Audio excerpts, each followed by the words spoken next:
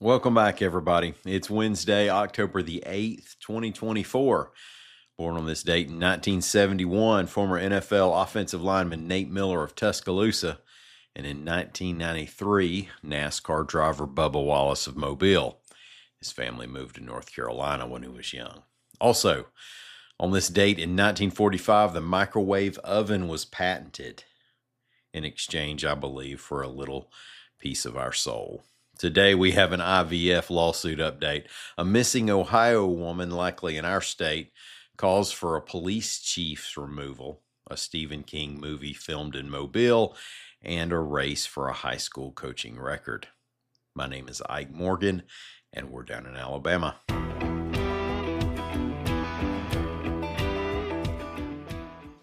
The lawsuit over spilled frozen human embryos that ignited this year's melee over in vitro fertilization is still on after the U.S. Supreme Court declined to review a now famous Alabama Supreme Court decision, reports AL.com's William Thornton.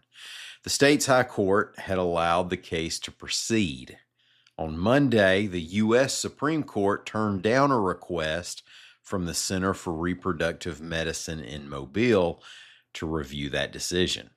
Now, since the state Supreme Court's decision, the state has enacted a law giving IVF clinics immunity from criminal and civil lawsuits, and 2 of the 3 couples who were plaintiffs have dropped this case. The clinic's petition argued that the state Supreme Court's decision undercut due process protections, that there was not fair notice that disposing of embryos could lead to civil liability. A missing Ohio woman's car has been found at a trailhead near Cheahaw State Park, reports AL.com's Howard Koplowitz.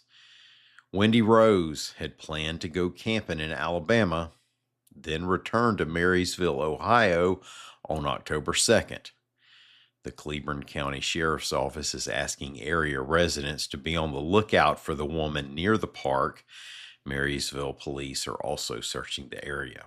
Now, if you see or hear something, let the authorities know. With Birmingham homicides at a record pace this year, a state lawmaker and the co-founder of Birmingham Black Lives Matter say that a solution is to get rid of the police chief, reports AL.com's Carol Robinson. State Representative Wendolyn Gavon, a Birmingham Democrat, said Police Chief Scott Thurman bears responsibility and hasn't persuaded the public he's in control.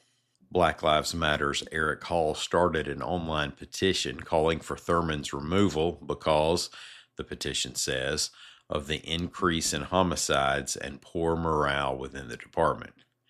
Mayor Randall Woodfin's office released a statement expressing appreciation for cooperation among law enforcement agencies, arguing that responsibility for homicides extends beyond the police department and into the community, and pointing out that major crimes other than homicide are down across the board.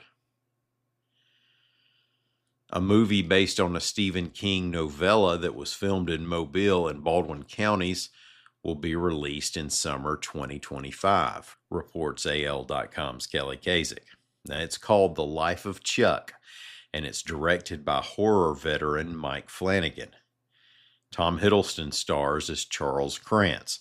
The rest of the cast includes Mark Hamill, you know who that is, Karen Gillan, who was in Guardians of the Galaxy, and Mia Sara, who played Ferris Bueller's girlfriend and probably loves it when Yahoo newsmen introduce her using a credit from 1986. Flanagan is no rookie at directing in the Mobile area. Previous efforts include Oculus, Before I Wake, Hush, and Friday the 13th, Part 7.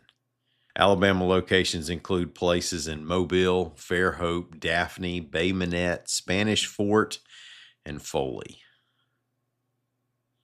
Some of you may remember back during the days when baseball was played the right way. There were a couple months in 1983 when Nolan Ryan and Steve Carlton kept passing each other for the all-time strikeout record.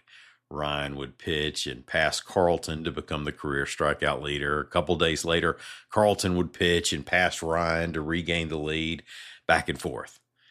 And during that time, another active pitcher, spitballer Gaylord Perry, wasn't far behind. Well, here in the present day, there's a similar phenomenon occurring among high school football coaches. This past Friday, Clay Central defeated Elmore County to give Coach Danny Horn his 358th career high school coaching victory. Now, that made him the Alabama High School Athletic Association's all-time winningest football coach. But Horn can't rest on 358 because right behind him, with 357 wins, is another active football coach, UMS Wright's Terry Curtis. The reason the record changed hands this past Friday was UMS's one-touchdown loss to Citronelle. A strong finish to the season and playoffs could put either coach out front. But this isn't a Harris-Trump race. You actually have a third choice. Fife's Paul Benefield is sitting 3 wins behind Horn and 2 wins behind Curtis at 355. That old strikeout record famously went to Ryan because he pitched for another decade. Similarly, that prep football coaching wins record will likely belong to whoever sticks it out the longest. Thank y'all so much for listening to us. We're going to come back here again tomorrow. Until then, y'all come by anytime you want to. We're on the World Wide Web at al.com.